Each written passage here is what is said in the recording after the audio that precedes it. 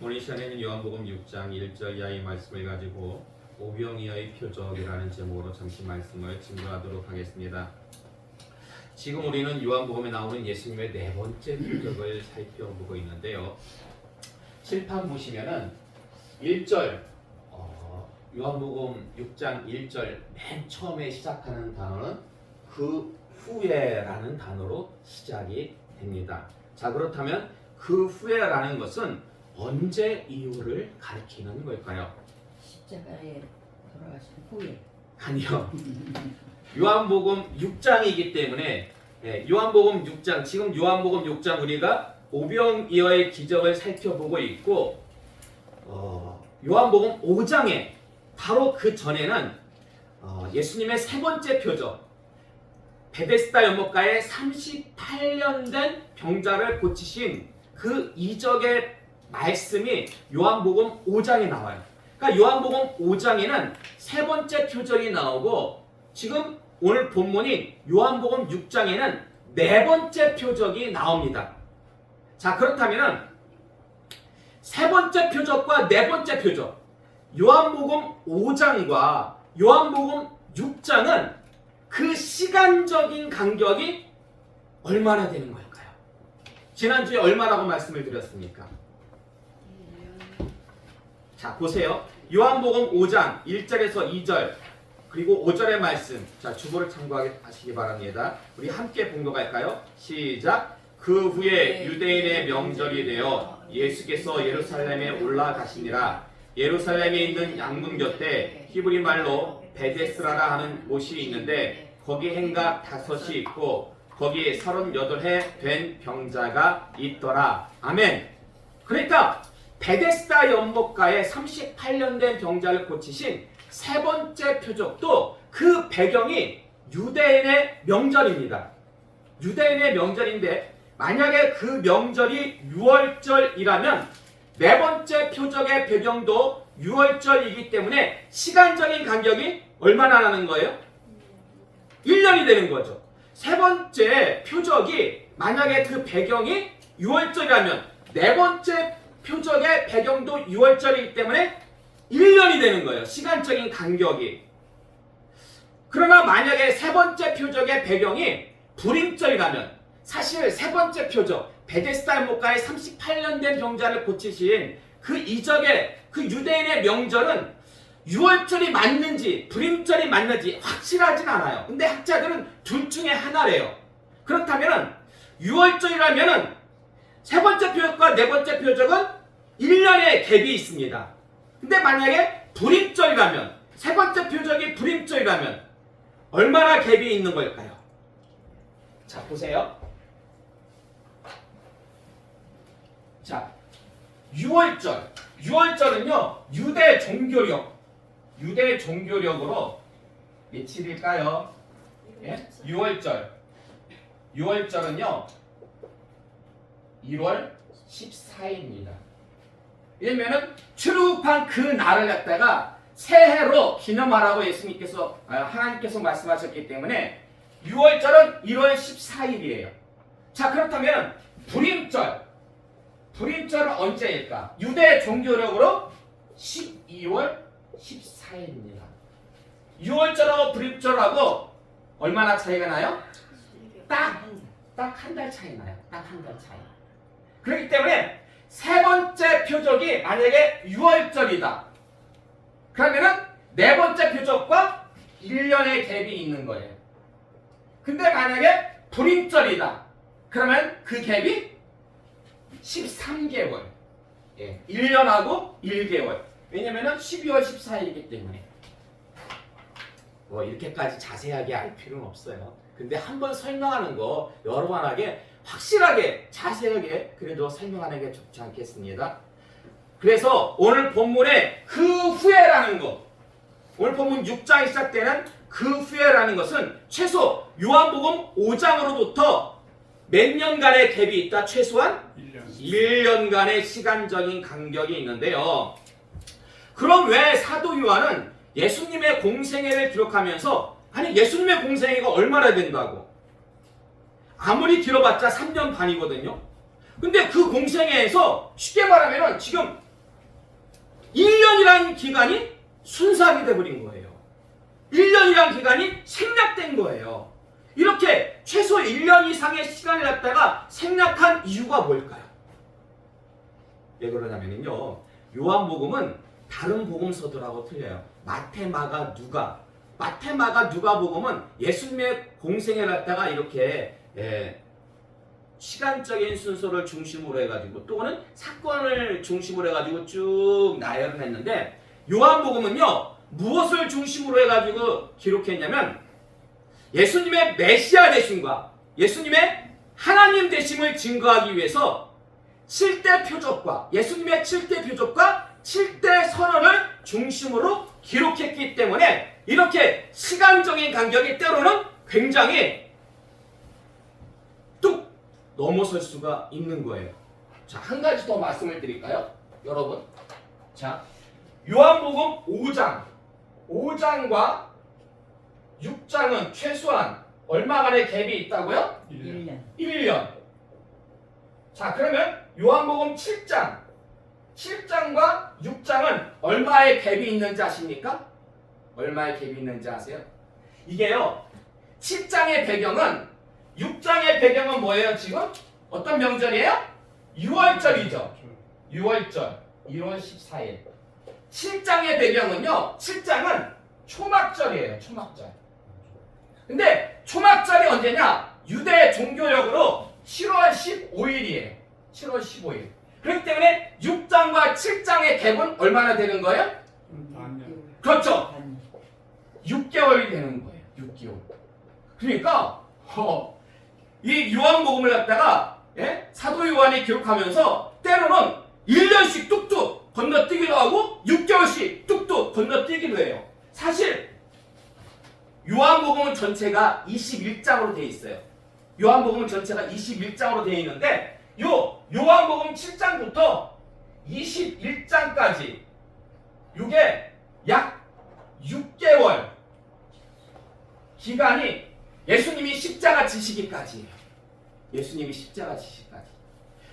그래서 7장부터 21장까지 요한복음의 거의 3분의 2, 37에 21, 요한복음의 3분의 2가요 거의 예수님의 남은 6개월 그 기간 안에 다 기록되어져 있다라는 것입니다.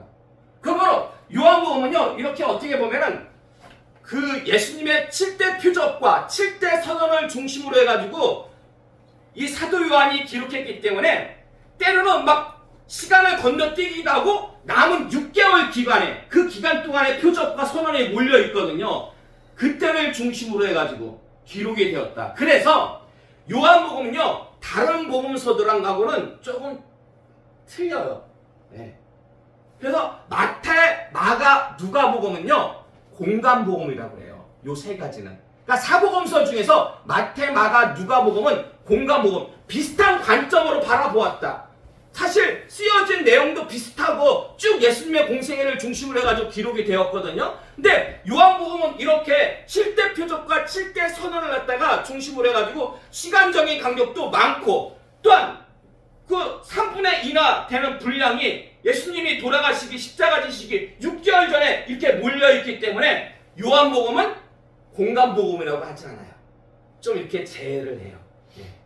그렇기 때문에 같은 사복음서 마태, 마가, 누가, 요한 사복음서 안에서도 이렇게 차이가 있다라는 것을 갖다가 여러분이 기초적인 상식이에요. 그렇게 알고 계셨으면 좀 좋겠습니다. 자, 1절 말씀 계속해서 보시면은요 1절 오늘 본문 1절 말씀 보시면 가시메 예수님께서 가시메 자 어디로 가셨어요? 어디로? 예수님께서 지금 어디로 가셨냐면 여기 지도 보시면은 예수님께서 벳세다로 가셨어요.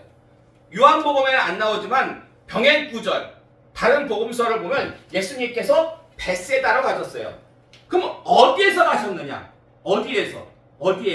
바로 옆에 있는 가버나움에서 가셨어요. 가버나움에서 벳세다까지 한 6.4km 되는데 배를 타고 가셨어요. 배를 타고. 근데 여러분 이 가버나움 하면 여러분이 꼭 알고 계셔야 될 세 가지가 있습니다. 가버나움 하면 그게 뭐냐면요. 여러분 외우기 쉬우라고. 예? 여러분 외우기 쉬우라고 제가 이것도 그냥 한 문구를 만들었어요. 가버나움. 가버나움 하면 가, 피, 중심, 왜? 저주. 가버나움. 예. 가버나움은 이건 그냥 여러분들 그냥 혹시 필기도구 있으면 여기다 적어주세요. 가버나움. 여기서 가는 가버나움을 가리킵니다. 가버나움. 그리고 시는 시작이라는 의미예요. 시작이라는 단어, 시작. 이게 시작이 뭐냐면은 예수님의 공생애, 예수님 사역의 공생애가 시작된 곳이 바로 이 가버나움이에요. 갈릴리 지역 가운데서도 이 가버나움이에요. 그럼 중심은 뭐냐? 중심. 갈릴리 사역의 중심지가 바로 가버나움이에요. 갈릴리 사역의 중심지가 가버나움. 그래서 예수님이 많은 권능을 갖다가 일으키셨던 곳, 이적을 일으키셨던 곳, 이곳이 바로 가버나움이에요. 근데 희한하게도 이곳은요, 예수님으로부터 저주받은 곳이에요. 아니, 그렇게 예수님께서 많은 권능을 행하셨는데 왜 또 예수님께서 저주를 하셨을까요? 이적을 갖다가 보세요. 이적을 갖다가 많이 행하셨어요. 그러나 그들은 회개하지 않았어요. 특별히 요 가버나움과 요 벳세다와 요 위에 고라신이라고 했어요. 고라신 근처에. 요 세 지역, 예? 요 세 마을이 예수님부터 꼭 찍어가지고 니들은 그렇게 많은 이적을 맛보고도 왜 회개하지 않느냐? 소돔과 고모라가, 예? 두로와 시돈이 이런 이적을 맛보았으면 벌써 회개하고도 남았을 텐데. 그래서 이 가버나움은 아주 특별한 곳이에요. 예수님의 사역이 시작된 곳이고 갈릴리 사역의 중심인데 그럼에도 불구하고 예수님으로부터 저주를 받은 곳이다라는 것입니다. 자, 그리고 예수님께서 왜 가버나움에 계시다가 사역의 중심지인 가버나움에 계시다가 왜 벳세다로 가신 걸까요? 왜 가셨냐면요, 그 병행 구조를 보니까 직전에 어떤 일이 있었냐면 예수님께서 제자들을 둘씩 짝지워요. 둘씩 짝지워가지고 전도 여행을 보내요. 저는 그래서 확실치는 않은데 그 신천지 있잖아요. 신천지에 있는 사람들이 전도하러 다닐 때 포교할 때 꼭 보면은 둘이서 다녀. 그러니까 이게 예수님이 하신 것을 갖다가 모방해가지고 그렇게 한 게 아닐까라고 그냥 생각이 들어요. 근데 예수님이 원조죠. 둘씩 짝지어가지고 예수님께서 많은 권능을 주셔요, 제자들한테. 그래서 가가지고 말씀 증거하면서 막 많은 이적이 일어나요. 아주 전도 여행이 성공적으로 끝납니다. 근데 너무 바쁘다 보니까 먹을 시간도 없어. 그래서 예수님께서 제자들을 데리고 가버나움에서 벳세다로 배를 타고 가시면은 사람들이 못 쫓아오잖아요. 그래서 거기 가가지고 예수님께서 좀 제자들과 더불어 가지고 함께 쉬는 시간을 가지시려고. 일종의 MT? 교회식으로 말하면 수련회? 수양회? 비슷한 그런 시간을 갖기 위해서 예수님께서 가신 겁니다. 자, 3절 말씀 보시면은요, 오르셨다라는 말씀이 있습니다. 어디를 오르셨습니까? 산에 오르셨어요. 근데 원어적으로 보면 이게 높은 산이에요. 높은 산. 근데 여러분, 이 높은 산 위에서 오병이어의 기적은 장정만 몇 명? 5,000명이에요. 5,000명이 넘는 사람들이 아이들하고 여자들까지 합치면은 10,000명 될 거예요. 그 많은 사람들이 높은 산에서 식사한다는 게 가능합니까? 이걸 어떻게 해석해야 돼요? 이거는요, 산상수훈 때도 마찬가지예요. 산상수훈 때도 보세요. 산상수훈 때도 보면은 예수님께서 높은 산에 올라가셨다고 했어요. 근데 산 위에서 말씀을 하신 게 아니라, 왜냐면 사람들이 많았거든요. 여기서 이렇게 내려오신 거예요. 이렇게 내려오면은 산 밑에는 넓고 평평한 언덕이 있지 않겠습니까? 거기서 말씀을 증거하신 것처럼 이 오병이어의 기적도 산 위에 올라가셨다가 내려오셔가지고 넓고 평평한, 그래서 다른 복음서에서는 빈들이라고 그렇게 표현하기도 합니다. 거기서 이제 이적을 베푸셨다라고 이해를 하시면 됩니다. 근데 여러분, 어차피 내려와서 이적을 베푸실 거 굳이 뭐하러 높은 산에 올라가신 이유가 뭘까요? 혹시 예수님의 등산이 취미인 걸까요? 뭐 모르겠어요. 어쨌든 성경을 보면 예수님께서 이렇게 산상수훈 때도 그렇고 이렇게 높은 산에 올라가셨다라는 말씀이 있거든요. 이걸 볼 때 예수님은 뭐 굳이 그걸 취미라고 말하기 뭐하지만 주로 또 기도하러 많이 산에 가셨거든요. 그렇기 때문에 산에 올라가시는 걸 참 좋아하셨어요. 예. 저도 가끔 산에 가요. 여기 태조산 있잖아요. 예. 근데 저는 낮에 이렇게 태조산, 여러분 혹시 정상까지 가보셨습니까? 정상까지 천천히 걸어가면 1시간 반 정도 걸려요. 시간 반 정도 이렇게 걸리는데 그냥 올라가면서 기도하는 거예요. 아니 굳이 산기도를 밤에 하라는 법은 없잖아요. 그렇잖아요? 올라가면서 계속 제 가진 기도 제목을 가지고서는 계속 기도하면서 올라가고 또 산 위에서도 또 기도하고 내려오면서도 기도하고 그러면 산기도 되나요? 그게 뭐 또 몸에도 좋고요. 등산하니까. 자, 그런데 어차피 내려와서 이적을 베푸실 거 왜 굳이 올라가셨냐? 그 힌트가요. 여기에 있습니다. 앉으시니라는 말씀이 있어요. 3절의 말씀 보면 높은 산에 올라가서 예수님께서 앉으시니라는 말씀이 있는데 여러분 예수님이요 산에 올라가가지고 왜 앉으신 걸까요? 아니 그 기록이 왜 성경에 있는 걸까요? 산에 목사님 그것도 질문이라고 하십니까? 아니 뭐 산에 올라갔으니까 힘드니까 정상쯤 올라갔으면 앉아 계셔 쉬시는 거겠죠. 근데 그게 아니에요. 그게 아니에요. 마태복음 5장 1절에서 3절의 말씀 볼까요? 마태복음 5장 1절에서 3절의 말씀 함께 보겠습니다. 함께 공동하겠습니다. 시작. 예수께서 무리를 보시고 산에 올라가 앉으시니 제자들이 나온지라 입을 열어 가르쳐 이르시되 심령이 가난한 자는 복이 있나니 천국이 그들의 것이며 아멘. 자, 산상수훈의 말씀입니다. 산상수훈의 도입부인데 보세요. 예수께서 무리를 보시고 산에 올라가 어찌하시니? 앉으시니. 자, 그리고 마가복음 4장 1절에서 2절의 말씀 볼까요? 마가복음 4장 1절에서 2절의 말씀 함께 봉독하겠습니다. 시작. 예수께서 다시 바닷가에서 가르치시니 큰 무리가 모여들거늘 예수께서 바다에 떠있는 배에 올라 앉으시고 온 무리는 바닷가 육지에 있더라. 이에 예수께서 여러 가지를 비유로 가르치시니 그 가르치시는 중에 그들에게 이르시되 아멘. 거기 1절 하반절의 말씀 보면은요 예수께서 바다에 떠있는 배에 올라 앉으시고 자 지금 산에 올라가지고 산상수훈을 가르치실 때도 예수님께서 산에 올라가서 앉으셨다고 성경 기록하고 있습니다. 자 배에서 예수님께서 많은 사람들이 많이 왔기 때문에 예수님께서 일부러 배 타고 좀 이렇게 물러나셔가지고 이제 바닷가 그 배 위에서 가르칠 때도 앉아서 가르치셨다고 나와 있고요. 누가복음 4장 20절의 말씀 볼까요?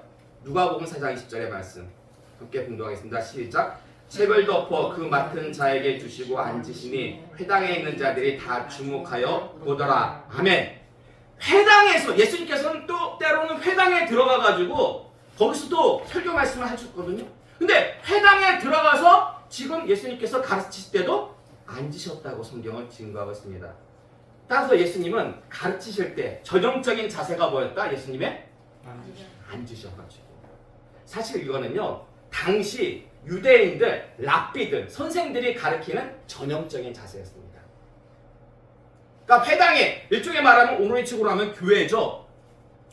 당시 랍비들은요 예수님도 그랬지만은 저처럼 서가지고 설교하지 않았어요. 어떻게? 의자에 앉는다든지 이렇게 앉아가지고 설교했습니다. 이게 당시 전형적인 그 가르치는 자세였습니다. 그렇기 때문에 오늘 본문의 비로 예수님이 산에 올라가가지고 제자들을 가르쳤다는 말이 없어요. 안 나와요. 그렇지만 거기에 분명히 앉으시니라고 기록되어져 있습니다. 이걸 놓고 볼 때 아하 가르쳤다는 말씀이 없다 할지라도 여기서 무엇이 이루어졌다? 가르침이 이루어졌구나. 높은 산에서 제자들을 갖다가 가르치셨구나 라는 것을 갖다가 알 수가 있다는 것입니다. 근데 만약 이런 문화적인 배경을 모르면 어떻게 해석할까요? 아, 그냥 예수님께서 산 위에 올라가셨으니까, 올라가시느라고 힘드셨으니까 쉬려고 앉으셨겠구나 라고 이렇게 이해할 수 있는데 그게 아니라는 것입니다. 그래서 성경을 해석할 때는 물론 내용이 제일 중요해요. 내용이. 그렇지만 더불어서 당시 예수님 당시의 생활 풍습과 문화, 그리고 지리적인 배경과 역사적 사실들을 총망라해서 이해하는 것이 바람직한데요. 자, 예를 들어볼까요, 여러분? 레오나르도 다빈치라고 여러분 들어보셨습니까? 예. 레오나르도 다빈치 누구예요? 그 유명한 화가죠. 유명한 화가. 그 유명한 화가가 그린 최후의 만찬이라는 그림 혹시 보셨어요? 네. 이게 삥 이렇게 식탁이 쭉 있고 예수님이 가운데 앉아 있고 네. 옆으로 해가지고 제자리 쭉 앉아 있어요. 최후의 만찬. 근데 거기서 잘못된 부분이 무엇입니까? 그 그림에서 잘못된 내용이 뭐예요? 잘못된 내용이 뭐예요? 예수님과 제자들이 식탁에 앉아 있는 거예요. 예수님 당시에 유대인들은요, 식탁에 앉아서 음식 먹지 않았어요. 그럼 어떻게 하고 먹었을까요? 예.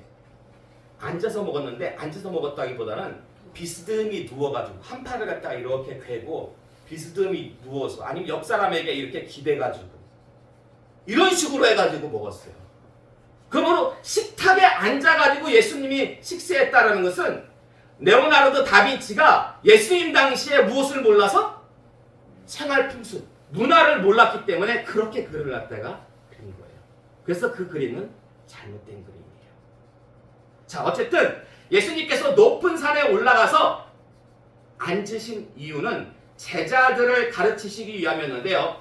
4절 말씀 보시면 마침 무엇이 가까웠다라고 성경은 기록하고 있습니까? 6월절.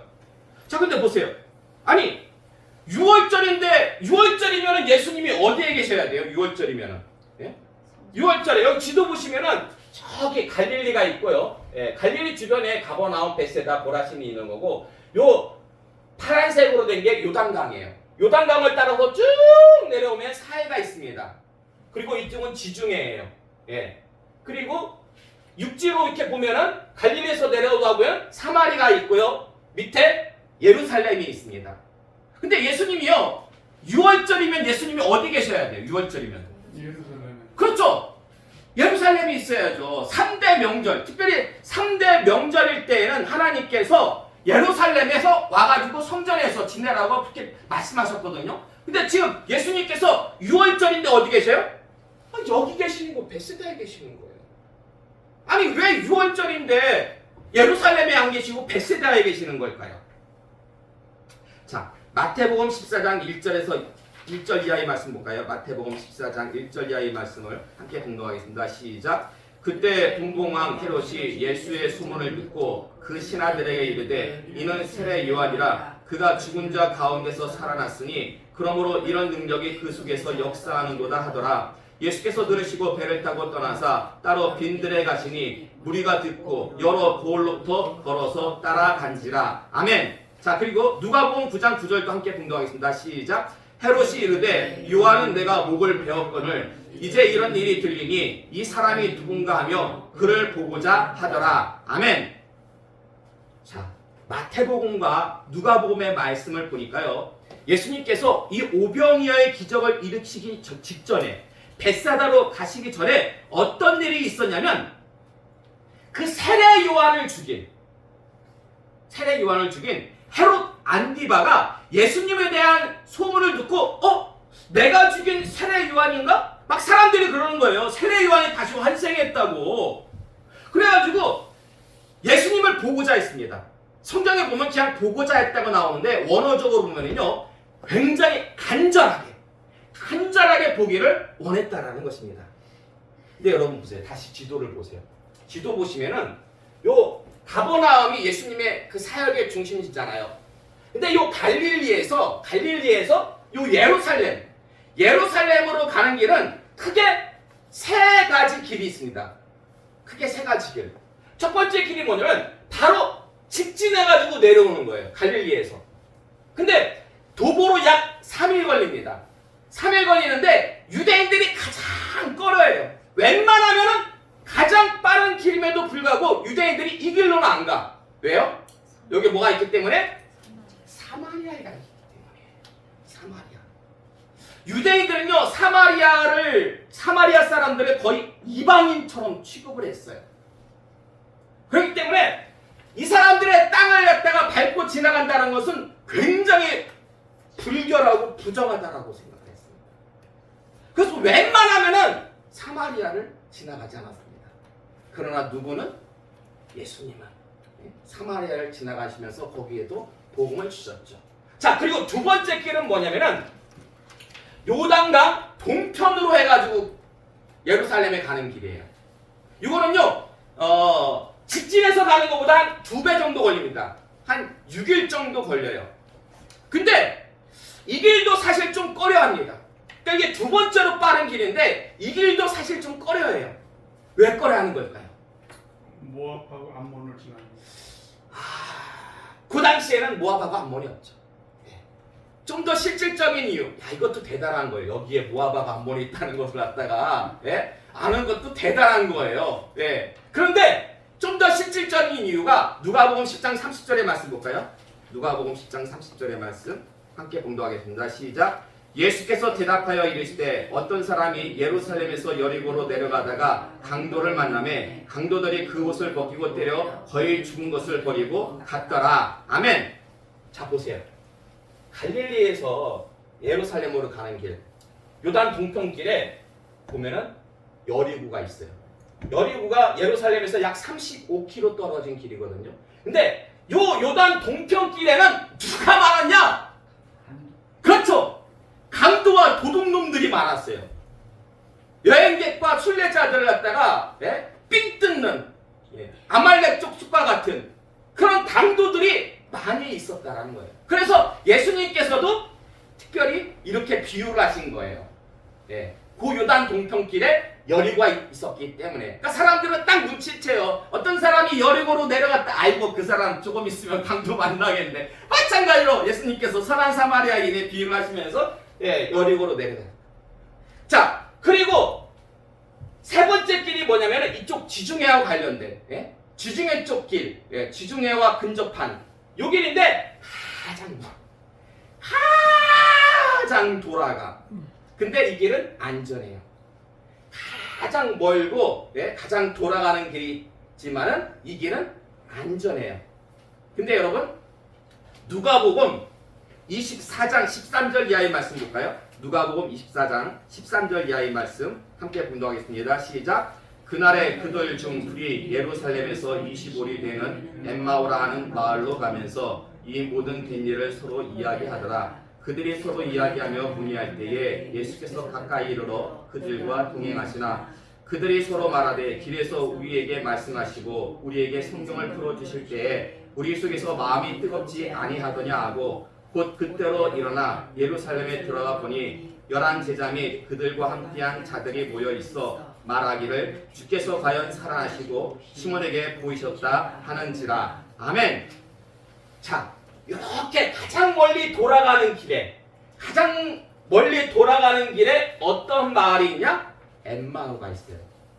엠마오 마을로 가는 두 제자. 예전에 그런 복음 장난이 있었거든요.